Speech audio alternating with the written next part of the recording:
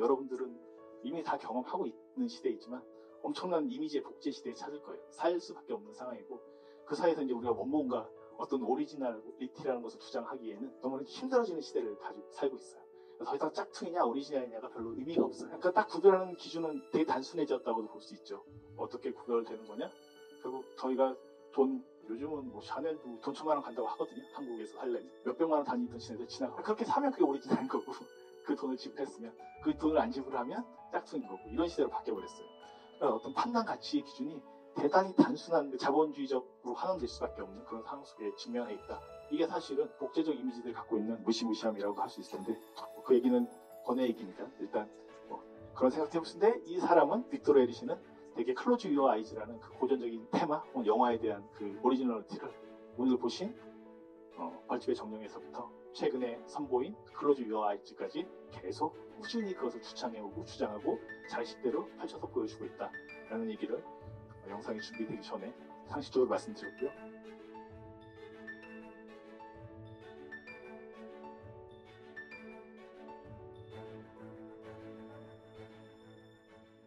이 영화가 아나가 주로 보는 것들을 여러분들은 보시게 돼 있죠. 그리고 카메라 자체를 통해서 보는 것들이 있죠. 카메라가 되게 객관적이라고 얘기할 수도 있지만 아나라는 되게 나이 어린 소녀의 어떤 주관성도 동시에 포함되는 거예요. 영화의 주관성은, 영화 자체는 주관적이지 않아요. 이미지라는 것의 속성은. 근데 그 인물의 주관성을 통해서밖에 볼 수밖에 없는 주관성, 또 환상, 꿈, 그런 것들은 있을 수 있는 거예요. 우리는 그것을 이제 주관성과 객관성이라고도 얘기할 수 있고, 동시에 아나가 보는 환상 혹은 영화에 대한 어떤 몽상, 그리고 이 영화가 갖고 있는 현실, 영화적 공간, 1940년대 카스티아 지방에서의 어떤 현실, 동시에 이때는 그 스페인 내전 이후에 프랑코 독재가 시작되던 시기였었기 때문에 프랑코 독재에 대한 독재 얘기는 한마디도 나오지 않아요. 근데 스페인 사람이 아니어도 뭐 세계사적인 관심이 있으면 이게 그 시대 때에 대한 얘기구나. 73년도 작품이지만 그 이전에 한 30년 전에 얘기를 하고 있는 그런 영화적 설정인 거죠.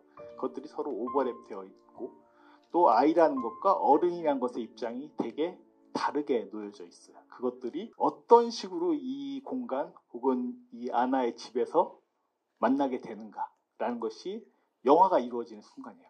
보통 우리 하나의 쪽만 생각만 해도 이야기가 있고 역사가 있고 다 있을 수 있다고 생각하지만, 정말 그 영화적 총합이라고 불릴 수 있는 그 영역들은 두 가지 서로 다를 수밖에 없는 영역들을 한 공간 안에서 영화적인 비전으로 빚어낼 때 우리 보면서 이거 뭐지? 약간 이거 경이로운데? 이거 약간 놀라운데? 이런 생각들을 하게 되는 거예요. 이 영화의 가장 강력한 벤치마킹을 한 감독은 길레르모 델 토로라고 할 수 있어요. 우리가 흔히 퍼시픽 림으로도 아실 수 있는 분들도 있을 것이고, 아니면 저번에 베니스에서 상을 탔었던 한 몇 년 전인데 쉐이프 오브 워터, 사랑의 형태라는 영화로도 아실 텐데, 괴물들이 나오는 영화들을 많이 또 만드시긴 하지만, 이분은 이제 멕시코 감독인데, 사실은 멕시코에 1940년대 50년대 때 스페인 내전 때문에, 스페인이 싫어서 혹은 이 상황 때문에 멕시코로 이민자들이 대단히 많았었어요. 길레르모 델 토로 감독의 아버지 세대들도 피해서 온 사람들이 많았고, 어렸을 때부터 스페인 내전 얘기들을 엄청나게 많이 들었대요. 그래서 두 가지 초기에 길레르모 델 토로의 되게 중요한 영화들을 만들어요. 그게 하나가 악마의 등뼈라는 영화예요. 요즘은 이제 그렇게 선전하면 많이들 열심히 찾아보시더라고요. 봉준호가 제일 좋아하는 영화, 하여튼 그렇게 언급했던 영화 중에 하나이기도 한데, 실제로 길레르모 델 토로가 스페인 내전 당시 어떤 학교 분위기를 바탕으로 아이들만 모여있는 곳에서 아이들의 시체, 뼈를 담근 물을 악마의 등뼈라고 부르고, 그 물을 먹으면 그런지 말도 안 되는 구라들 있잖아요. 오래 산다, 어쨌든 정력에 좋다, 이런 얘기들을 하는 그 가운데 실제로 귀신 같은 존재가 나타나고 하는 얘기예요. 멕시코 시절에 만든 델 토로의 진짜 걸작 중에 하나예요. 기회가 되시면 그 영화를 꼭 보셨으면 좋겠다라는 생각이 들고, 조금 더 상업적인 루틴으로 만든 게 파네미로예요. 파네미로는 거의 아나와 똑같은 거예요, 그 소년. 그래서 스페인 내전 시기가 배경이에요. 스페인의 배경으로 찍었고, 영화가 이 소녀가 그 엄마가 결혼을 했어요. 근데 이 아버지죠, 새 아버지이자 이 사람은 스페인 내전의 프랑코 편에선 소위 말해서 이제 나쁜 놈쯤 되는 그런 독재 군인 캐릭터예요. 그래서 소위 말해서 내전 때 저항하는 저항군, 여기서 보시면 기차에 떠내려서 도망쳤다가 아나와 만나고 나중에 죽게 되는 그런 인물쯤에 되는 그 진영들이 이 아버지의 집에서 이 소녀와 함께 다들 서로 섞여 있어요. 서로 막 숨긴 채. 그 과정 중에서 당연히 나중에 다 저항군들이 척살되지만 이 소녀는 이 엄마는 동생을 임신한 상태이고 이랬을 때 끊임없이 환상을 통해서 이 현실을 극복하려고 하더라고요. 또 실패하는 얘기이긴 하지만 오피리아라는 건 공주다. 뭐 이런 식의 얘기들이 나오면서 벌레를 따라서 델토로는 판타지 중에 그 캐릭터 중에 되게 좋아하는 게 크리처로서 벌레의 형상들이 있어요. 그걸 따라서 판의 세계, 판은 뭐냐면 원래 로마나 그리스 신화에도 있는 나니아 연대기 보시면 툰누스라는 애가 나타나잖아요. 그렇게 비슷하게 생긴 거예요. 판이라고 하는 자체가 원래 PAN이라는 단어가 동물과 인간의 어떤 경계에서 모든 것들을 다 아우르는 그 영적인 존재를 가리키게 되는 그런 크리처 캐릭터인데 원래 신화적 캐릭터예요. 그 애를 따라서 몇 가지 재난들을 극복해가는 과정들을 이 소녀가 겪는 판타지와 현실로 교차하는 그런 얘기인데 그것도 보시면 오늘 이 영화를 보셨기 때문에 파네미로는 그래도 쉽게 찾으실 수 있을 거예요. 아마 어디 사이트에 올라와 있지 않을까요? 워낙 유명한 영화이기도 해서 보시면 이걸 그냥 델토로가 훨씬 더 자기 비전화해서 좀 만든 영화구나. 그냥 기본적인 근간은 되게 유사하구나라는 것을 보실 수가 있어요.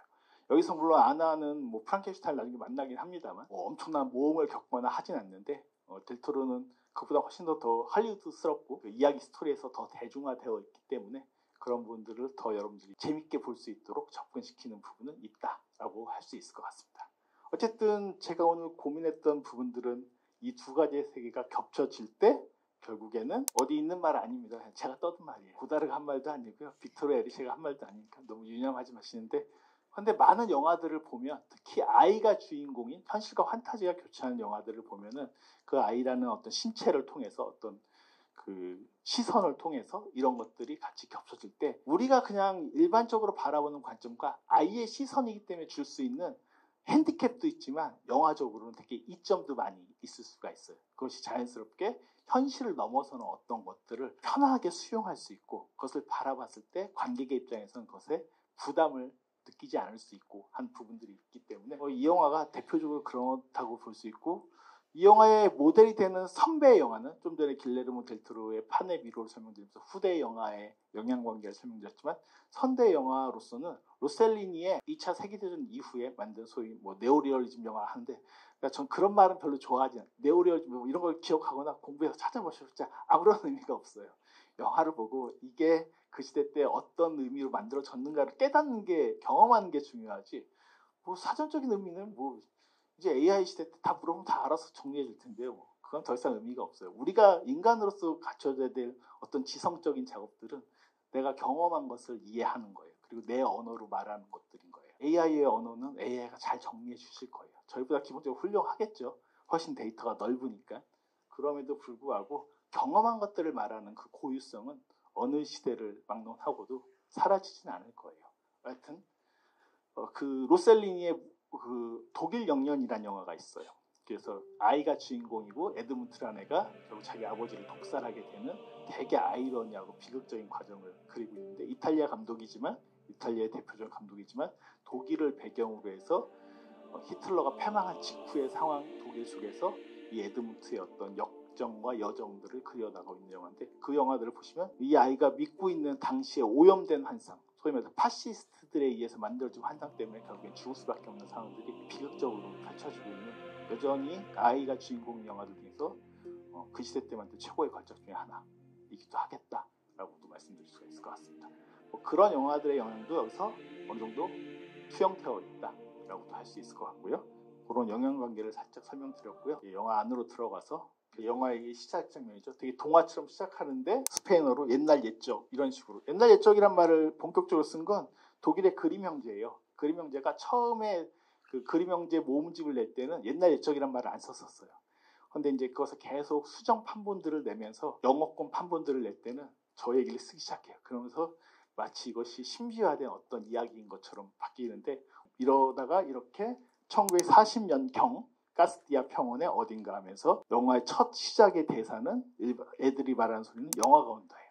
귀신이 온다도 아니고 실제로 중국의 그 감독이자 배우인 인물이 만든 영화 중에 귀신이 온다도 있어요. 이것도 2차 세계대전을 배경으로 한 어떤 중국의 시대적 상황들을 다루고 있는 영화인데 뭐가 온다라고 하는 것들이 이 영화에서 되게 강력한데 그것이 영화라는 거예요. 이 세계를 흔들 만한 사실은 영화만의 문제는 아닐 거예요. 내전이 끝나고 프랑코가 정권을 잡게 되면서 독재가 온다라는 말이 될 수도 있는 거고요. 저 앞에는 많은 것을 바꿀 수 있는데 빅토르 에리셰 감독은 영화가 온다라면서 이 마을에 어떤 변화가 일어난다는 것을 저런 식으로 보여주고 있다라고도 얘기할 수 있어요. 요거를 통해서 이제 영화가 시작되면서 넘어가게 되고 뭐 되게 동화적인 그림 같은 것들을 가져오게 되고 그러면서 현실의 공간을 이렇게 오버랩되는 순서들을 타이틀 시퀀스와 함께 여러분께서 이미 보셨는데요. 아까 이제 잠깐 PPT 마무리하면서 카페 저쪽 밀실에 앉아 있을 때 저희 촬영하는 친구가 갑자기 저한테 물어보더라고요. 근데 교수님, 저 친구한테 제가 교수이긴 하거든요. 그래서 이제 물어봐요. 정령은 알겠는데 도대체 벌집은 왜 나오는 거죠? 이런 질문이 진짜 좋은 거예요. 그 질문은 옛날 제인 구달이 서울대 왔을 때도 막 옆에 있는 유명한 교수들이 뭐 침팬치 뭐 이런 거 되게 진지하게 묻는 거 제인구달한테 되게 흥미 없어하다가 어떤 아이가 되게 단순한 질문을 했어요. 근데 침팬치는 왜 좋은 거예요? 왜 좋아하시는 거예요? 이런 질문에 갑자기 제인구달의 표정이 확 바뀌면서 되게 재밌는 얘기를 하기 시작을 해요. 그런 것처럼 여러분들도 영화에 대한 어떤 궁금증이나 어떤 것들이 생길 때 사실은 스스로 자문자답하는 게 되게 중요하긴 하거든요. 물론 답을 못 찾을 수 있어요. 뭐 저라고 다 답을 아는 건 아니죠. 제가 들려드린 얘기도 매번 강조는 요즘 안 했구나. 잘난 척하면서 얘기를 하긴 했는데요. 답은 아니에요. 그냥 제가 생각한 어떤 영역들, 제가 경험한 영역들을 정리해서 말씀드리는 것이에요. 그게 듣고 저런 구라도 말이 된다라고 하시면 받아들이시면 되는 거고 못 받으시면 못 받는데 또 다른 걸 찾아보시면 되는 거예요. 단 거기서 멈추시면 안 돼요. 못 받았을 때. 그럼 이건 아니고 난 이런 생각이 더 있어라는 걸 더 찾아가보는 게 역량이 되는 거예요. 대단히 스피노자적 용어로서 자기의 어떤 가지고 있는 것들, 어빌리티가 커지는 거기 때문에 그런 것들은 해보시기 바라면서 다시 돌아가서 보면 왜 벌집은 뭐죠? 라고 이제 물어보길래 그 얘기가 오늘의 되게 중요한 화두가 될 수도 있겠다라는 생각을 했어요. 그러면 그래서 제가 반대로 물어봤어요. 이 영화에서 벌집과 관련된 사람은 누구지? 캐릭터는? 누구예요? 아버지잖아요. 그죠? 그럼 정령은 뭐예요? 정령, 아나가 찾는 정령은 뭐였었어요, 결국? 기본적으로 영화에서 보신 것처럼 뭘 찾아다닌 거예요? 그 군인 혹은 정황군이라고 하실 수 있겠지만 더 쉽게 그냥 프랑켄슈타인을 찾은 거잖아요. 그러면 이 두 가지가 결합될 수는 없는 것일까? 벌집과 정령. 이 영화의 제목 벌집의 정령이잖아요. 정령은 정령인데 그냥 정령이 아니잖아요. 정령이라고 지을 수도 있는 영화였죠. 근데 왜 하필이면 벌집의 정령일까? 나중에 아나가 그 1931년도에 만든 자기가 봤던 영화의 그 마리아라고 하는 소녀처럼 프랑켄슈타인을 그 호숫가에서 이렇게 보는 장면이 있죠. 그때 그 프랑켄슈타인을 연기한 배우가 현실에서 아나가 그 아나의 환상이겠죠. 그때 그 배우가 누가 한지 아세요? 좀 전에 다 힌트 드렸죠. 벌집이 뭐와 관련 있다고요? 아버지였어요. 이 영화는 이 영화뿐만 아니라 이후에 만든 80년대 빅토리 씨는 되게 거의 10년마다 한 편씩 영화를 만들어서 한때는 20년 만에 만들기도 해서 이번에 그 클로드 유아이즈는 과작의 감독이긴 한데 대부분 다 아버지와의 관계 속에서 있는 이야기. 클로드 유아이즈도 결국 아버지와의 관계, 아버지 세대 때와 자식 세대 때의 어떤 간극을 다루고 있는 측면이 되게 강한 영화 중에 하나인 거죠. 그래서 벌집의 정령은 그렇다라는 답으로 하면 재미가 없어져요. 그럼 이제 영화는 더 이상 보기 싫어져요. 근데 되게 아버지적인 존재를 의식하고 있는 영화다. 그건 두 가지 때문에 하나는 빅토르 에리셰의 다른 영화들을 보면 거기서 아버지와 딸의 관계들이 되게 중요하게 나타난다. 그래서 클로즈 유어 아이즈에서도 저 아나 배우가 나오잖아요. 그래서 자기 아버지에 대한 얘기들 하는 장면들이 있잖아요. 미술관, 네, 거기 큐레이터 설명하는 그런 일을 하고 있는 인물로 나온다. 그래서 아버지 얘기를 이렇게 찾는 감독에게 들려주는 그런 장면들이 있는 것처럼 사실은 아버지적인 존재들이 도대체 무엇이냐. 동시에 이건 프랑코 독재 시대를 배경을 하고 있는 영화니까 어쩔 수 없이 역사가 개입된데 그럼 그 아버지는 프랑코예요. 한참 뒤에 훌쩍 점프해버리면. 소위 말해서 말죽거리 잔혹사에서 권상우가 녹상으로 와 해서 할 때 자기 태권도 사범인 아버지 얘기일 수도 있지만 그게 유신시대에 대한 유신시대 종말에 대한 메타포일 수밖에 없는 것처럼 유신하면 이제 여러분들도 머릿속에 다 있는 그분이 있죠. 그런 이미지가 있는 것처럼 정치적 아버지라고 하는 것들은 한 시대, 프랑스, 스페인도 마찬가지고 많은 시대에서 되게 중요한 메타포로서 자리 잡고 있는 거예요. 그래서 그 벌집의 정령은 쉽게 말하자면 프랑켄슈타인과 같은 건데 그 프랑켄슈타인과 같은 것이 아버지인 동시에 독재자일 수도 있는 것이고 그것이 이 시대에 어떻게 드리워지고 있는가라는 식으로 충분히 읽어볼 수 있는 여지가 꽤 큰 영화다. 이때 되게 중요한 거, 혹시 여러분 그 1931년도 영화 속에서 등장하는 프랑켄슈타인 보신 적 있으세요? 따로 없으세요? 뭐 길지 않습니다. 이거 옛날 흑백 영화에서 한 시간 조금 넘어가는 길이에요. 유튜브로도 뭐 찾으실 수 있어요. 다 나눠져 있긴 한데 전체 버전이 다 있어요. 이미 판권이 풀려 있기 때문에. 거기서 보면 극장에서 상영할 때마다 조금씩 조건은 달랐다고 해요. 근데 나중에 이제 결국 사건이 일어나는 게 그 마리아랑 꽃을 이렇게 호수에서 던지고 나서 영화 속에서 여기 딱 커트가 되잖아요. 그 다음에 보면 다시 영화 장면에 들어올 때는 프랑켄슈타인을 찾아라, 저 살인마를 찾아라 하면서 돌아다니기 시작을 하잖아요. 그게 그 옛날에도 검열되는 부분이 있었대요, 이 영화에 대해서. 실제로 오리지널 버전은 지금 아까 말씀드린 유튜브나 뭐 쉽게 찾아서 보실 수 있는데, 프랑켄슈타인이 계속 꽃을 받아서 던지다가 딱 잘리는 부분이 어디냐면 꽃을 호수에 던졌는데 다 던졌어. 없어. 그래가지고 이렇게 하는 장면에서 끝을 보신 거거든요. 그럼 그 다음에 프랑켄슈타인은 뭔 짓을 했을까요? 꽃을 던졌는데 꽃을 던지면서 얘랑 되게 재밌게 놀고 있었거든요.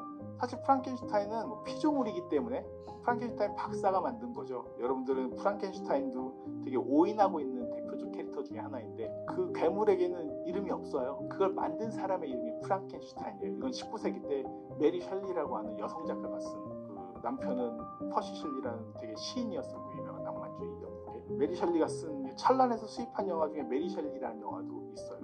예전에 제가 CGV에서 강연을 했었던 것 같긴 한데 저도 기억이 가물가물해지고 있는데, 어쨌든 이 여자 작가가 프랑켄슈타인에 대한 얘기를 썼어요. 그 프랑켄슈타인 박사가 인간을 창조하는 얘기예요. 사실 이제 소설 속에서 나오고 영화에서도 고스란히 나온 것처럼 시체를 기워가지고 다 짜집기한 일종의 콜라보레이션 된 존재인 거죠. 그 콜라보레이션 된 존재가 또 영화 속에서 나오죠. 누구예요? 뭐예요? 조각조각 맞추는 얘기. 맞죠?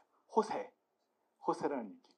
프랑켄슈타인. 그러니까 이게 꽤 직접적으로 연결 안 하기 때문에 여러분들이 되게 느슨하게 보이지만 자세히 보면은 그걸 다 연결시켜 놨어요. 그런 식으로. 그때 그것도 기억나세요? 이따 설명을 드릴 예정이었었는데, 아나한테 선생님이 물어보죠.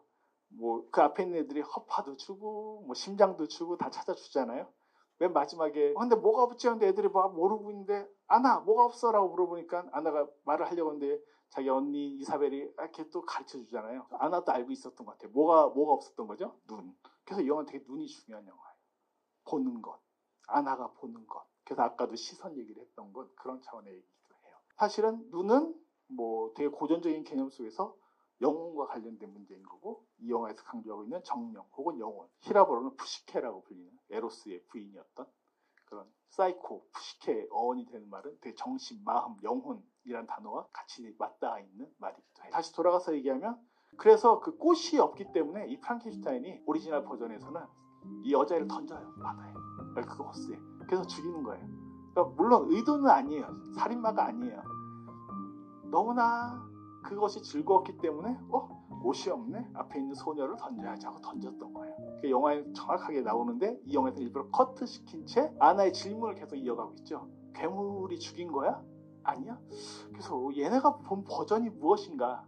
제대로 된 오리지널 버전을 보았나? 검열된 버전을 보았나? 라는 것에 대한 여러 가지 해석과 또 썰들이 있기도 해요. 제가 생각하기엔 대략적으로 봤을 때 제대로 된 버전을 본 것 같진 않아요. 그래서 그런 의심을 자연스럽게 품을 수밖에 없었던 것 같고, 그걸 괴물이 죽였어? 괴물이 죽였다는 건 마을 사람들의 소요를 통해서 알 수 있게 되는, 걔를 죽였다고 하지만 실제로 영화에서는 원래 죽였어요. 죽인 게 맞아요. 그것이 고의든 실수이든 상관없이. 그런 존재가 있기 때문에 프랑켄슈타인은 되게 순수하지만 동시에 살인마일 수도 있는 존재라는 거죠. 그 양가성을 부정하는 캐릭터가 아닌 거예요. 그런 점에서 다시 벌집의 정령, 프랑켄슈타인, 아버지와 연결됐을 때, 아버지는 자식에 대해 헌신하고 뭐 순수하겠죠. 그럼에도 불구하고 동시에 프랑코 독재라고 하는 그런 가부장의 이미지를 더 씌웠을 때는 되게 무서울 수 있는, 자식 세대에게 공포일 수밖에 없는 그런 괴물적 아버지일 수도 있는 거죠. 그것들이 사실은 이 영화에서 꽤나 아나라고 하는 소녀이기 때문에 발생할 수밖에 없는 어떤 거리, 입장의 차이를 두고 이 영화는 계속 그 텐션을 가지고 온다. 동화에서 이렇게 영화 혹은 현실로 갔다가 시작은 영화가 온다는 것, 프랑코 독재라는 역사가 온다는 것, 전개는 정령이 온다는 것을 찾아다니는 아나의 이야기, 그리고 그 가운데 호세의 눈을 붙이고 눈을 뜨게 되면서 얘가 보게 되는 거. 얘가 보게 되는 건 다 이해는 못하겠지만 아나는 어쨌든 그 탈주한 다시 말해서 프랑코 독재에 도전했던 내전 때 반대편에 서 있었던 군인을 실제로 보는 거죠. 사과도 주고 아버지 옷도 주고 아버지 옷도 주다 보니까 그 안에 있는 회중시계도 들어가 있게 되고 그래서 나중에 사살했을 때 경찰이 불려오게 되고 하겠지만 아무런 경찰이 너 옷 줬지라고 신문하지도 않잖아요. 왜 없겠어요? 아버지가 뭐기 때문에 이쪽 편이기 때문에 그런 걸 하지 않는 거예요. 어떤 사연이 있었겠지. 그럼 아버지는 자연스럽게 누구를 의심합니까? 자기 옷을 찾고 나서 아나를 의심하겠죠. 그래서 그 다음에 식탁 장면에서 보시면 혜준 씨가 딱 놓고 갑자기 그 소리를 내기 시작을 해요. 그래서 아나를 쳐다보는 시선이 딱 나와요. 그게 프랑켄슈타인의 괴물적 시선인 거죠. 괴물에 대한 괴물이 바라보는 딸을 바라보는 시선. 되게 공포스러운 장면이신 거죠. 범인을 찾는 장면이라고도 볼 수 있는 거고요. 나중에 현장에서 다시 마주하게 되지만 결론은 또 그래서 이 이야기 안에서 되게 강력하게 있는 건 프랑켄슈타인의 살인, 마리아라는 소녀의 죽음, 독버섯에 대한 이야기, 실제로 그 군인의 죽음, 우리는 보지 못했지만 나중에 아나가 그 들판에 있는 집에 갔을 때 피 묻은 돌을 보게 되죠. 그걸 되게 유심히 보는 장면이 또 있었어요. 또 보는 게 있었으면서 그런 죽음에 대한 이미지들을 계속 깔고 있는 거죠. 그래서 나중에 들판에 밤에 혼자 도망쳐가지고 아빠가 피해서 버섯 만지는 장면 있잖아요. 섬뜩하지 않으셨어요? 혹시 제가 그럴 수 있는 여지도 일부러 깔아서 주고 있는 그런 영화다라고 얘기할 수 있어요. 그 죽음과 마저 폭력, 역사의 폭력적인 것들은 그렇잖아요. 저희도 까딱 이상했으면 오늘 강행 같은 거 없을 수도 있었죠. 그건 모르는 거예요. 진짜 모르는 일이에요. 그래서 그 예전에 계엄을 경험했던 세대들은 되게 그 자체가 공포스러운 거예요. 그래서 거기에 대한 대단히 저항감이 크기도 하죠, 한편으로는. 근데 이제 그걸 경험 못하신 세대들은 그게 사실 잘 이해가 안 될 수도 있어요. 그냥 개념적으로 아는 것과 그걸 물리적으로 실체적으로 어디 잡혀가서 끌려갈 수 있다는 것을 경험한 세대는 그런 부분에서 좀 차이가 있을 수밖에 없어요. 이건 경험적 차이예요. 그런 것들이 있기 때문에 지금은 잘 섞여 들어가는 게 되게 한국 사회에 필요해요. 어느 게 꼭 정답인 것은 아니고 저희가 또 과거로 다 후퇴할 건 분명히 아닐 거예요. 그럼에도 불구하고 언제나 그럴 수는 있다. 그게 우리가 원한다고 어떤 방향이 다 만들어지는 건 아니잖아요. 제가 종종 이건 오늘 이 영화 역사와도 관련된 거니까 그 말씀을 드리면 프랑코를 지지하는 그 스페인 사람들이 많았어요. 우리가 되게 히틀러에 대해서도 오인하고 있는 것 중에 하나가 히틀러 독재가 그냥 마음대로 한 게 아니에요. 히틀러가 선거를 통해서 뽑혔어요. 민주주의적 절차에서. 바이마르 공화국이 초기 유럽의 민주주의 국가 중에 하나였었거든요. 뽑혔고 자기의 헌법들도 다 통과시켜서 의회가 결정해서 그걸 실행한 거지 초법적으로 처음부터 했던 건 아니에요. 근데 그 통과시킨 법이 초법적인 법이어서 모든 걸 예외 상태로 만들어버리는 소위 계엄 상태로 만들어버리는 법을 통과시키고 버리게 되면서 저 모양 저 꼴이 2차 세계대전 때 나와버리게 되는 거죠. 그래서 선택한다는 건 어쩔 수 없이 되게 신중할 수밖에 없는 거고 그런 부분들이 있긴 합니다. 그거에 대해서 책임지는 건 한 세대로 끝나지가 않고 몇 세대에 걸쳐서 끝나요. 스페인의 많은 이야기들, 영화들은 이 스페인 내전에 대한 얘기들을 지금까지도 계속 할 수밖에 없는 거죠. 이건 73년도 영화였는데 스페인 내전은 50년대, 60년대 끝나버리는데도 할 수밖에 없는 거고 빅토르 에리시는 그 다음 80년대 영화 남쪽에서 또 그 얘기를 또 하고 있고 이 당시 카를로스 사우라라든가 많은 스페인의 거장 감독들이 대부분 이 내전과 무관하지 않은 얘기들을 계속 지속적으로 20세기 내내 해왔다고 볼 수도 있어요. 쉽게 왜냐면 그 세대들이 여전히 살고 있으니까 같이 그런 것들이 생기게 되죠. 어쨌든 다시 영화로 집중해서 돌아가 보도록 하겠습니다. 이 얘기를 보시고 나면 이렇게 시작이 되죠. 이것은 프랑켄슈타인 박사의 이야기입니다. 그래서 메리 셸리의 원작 소설에선 그 박사가 괴물을 만드는 거예요. 그래서 이 영화는 창조의 위대한 미스테리를 다룹니다. 그래서 이때 영화적 장면이 흘러가는데 동시에 뭐가 겹쳐야 되냐? 영화를 보여준 장면 거의 등가로 거의 균등하게 양봉을 하고 있는 아버지를 보여줘요. 역시 아버지는 양봉이에요. 이 영화에서. 그 양봉에 대한 벌에 대한 에세이도 쓰죠. 그게 되게 그 내용들을 좀 더 심각하게 읽으면 심각하게 보여요. 도대체 벌이란 무엇인가 이 영화 속에서. 이런 질문까지 할 수도 있어요. 그게 민중이나 어떤 집단들에 대한 상징인가? 라는 차원까지도 가볼 수는 있다. 근데 여러 번 이제 제 강연 들으시는 분들 그렇게 되게 단순하게 상징화시키는 해석을 전 좋아하지는 않습니다만 거부할 수 없는 순간들이 있는데 이 영화에서 좀 거부가 안 되더라. 이건 그렇게도 보이더라. 라고 말씀을 드릴게요. 그리고 엄마 테레사는 실제로 또 애들이나 가족에 별로 크게 관심이 없어요. 물론 나중에 아나가 돌아왔을 때 뭐 의사랑 얘기하고 하는 장면들이 분명히 있긴 있었습니다만 이 여자도 이미 머릿속은 딴 데 가 있죠. 스페인 내전 때 분명히 저항군 어딘가쯤 되어 있는 걸로 보이는 어떤 미지의 남자에게 끊임없이 편지를 써요. 다음에 기차역으로 가는 장면이 있죠. 그래서 기차역에 가서 기차에다 바로 우편통을 옛날에 그렇게 했었나 봐요.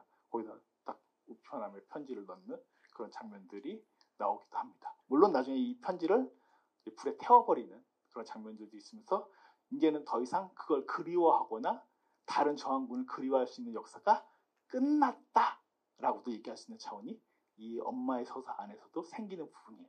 그러니까 이제 실제로 독재가 오는 거죠.